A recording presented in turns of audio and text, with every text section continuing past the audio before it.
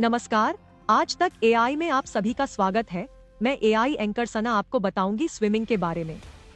आखिर स्विमिंग कैसे एक खेल स्पर्धा बन गई, आज हम इसी पर बात करेंगे। स्विमिंग आज दुनिया का चर्चित स्पोर्ट बन चुका है, लेकिन क्या आपने कभी सोचा है कि जब इसे पहली बार एक खेल माना गया था तो वो किस रूप में थी? आइए आज हम जानते हैं इसी स्विमिंग का इतिहास। हालांकि मनुष्य स्टोन एज से ही तैराकी कर रहा है, लेकिन इसे एक खेल के रूप में पहचान 19वीं सदी की शुरुआत में ही मिली। Britannica.com के अनुसार आर्कियोलॉजिकल एविडेंस से पता चला है कि लोगों के तैरने का पहला रिकॉर्ड 2500 ईसा पूर्व बनाए गए मिस्र के चित्रों से मिलता है। गुफा में इससे पहले ही स्विमर्स स्टोन एज पेंटिंग्स बना चुके थे।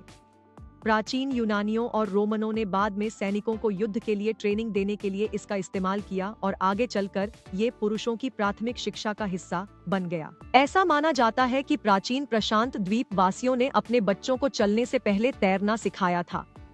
हालांकि 1896 में फर्स्ट ओलंपिक खेलों से पहले तक स्विमिंग रिक्रिएशनल एक्टिविटी के रूप में जानी जाती थी।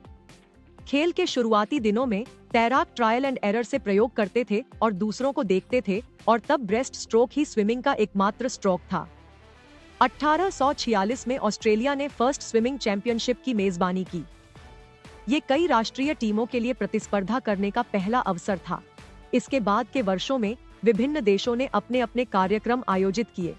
1920 के दशक में भारत को मौका मिला। 1896 में ओलंपिक खेलों से इसकी नई शुरुआत हुई। पहले ओलंपिक में सिर्फ 4 तैराकी स्पर्धाएं थीं, जिनमें से 3 फ्रीस्टाइल थीं। साल 1900 में पेरिस में दूसरे ओलंपिक खेलों में 3 अनयूजुअल स्विमिंग इवेंट्स हुए। एक था ऑब्स्टिकल कोर्स, दूसरा अंडर वाटर स्विमिंग का ड्यूरेबिलिटी टेस्ट था, तीसरी 4000 मीटर स्पर्धा थी, जो अब तक की सबसे लंबी तैराकी स्पर्धा थी। इन तीनों में से किसी को भी ओलंपिक में दोबारा शामिल नहीं किया गया।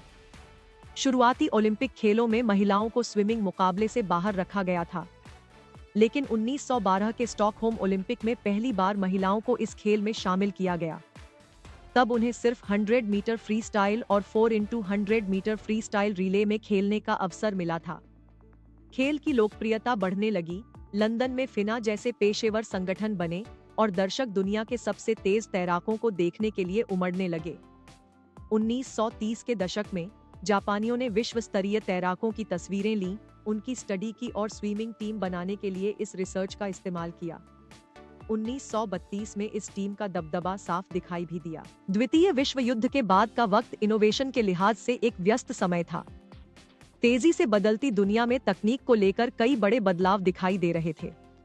इसका असर स्विमिंग पर भी हुआ। लेन लाइंस बनी और इंडोर कंपटीशन पूल भी तैयार किए जाने लगे।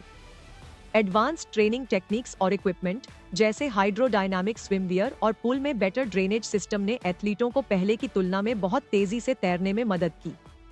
1930 के अंत तक मार्क्ड लेन और पूल डेप्थ गाइडलाइंस ने इस स्पोर्ट को दिशा देने का काम किया। इस वक्त साइड स्ट्रोक और ब्रेस्ट स्ट्रोक का ज्यादा इस्तेमाल किया गया। 50 के दशक में मॉडर्न स्ट्रोक्स इस खेल में शामिल हुए और इंडियन स्विमिंग में भी एक अलग तस्वीर नजर आने लगी। बटरफ्लाई स्ट्रोक और फ्लिप टर्न मूवमेंट को पहली बार 1956 के मेलबर्न ओलंपिक में शामिल किया गया। इसी वर्ष 1956 में भारत को देश का प्रतिनिधित्व करने वाला पहला तैराक भी मिला।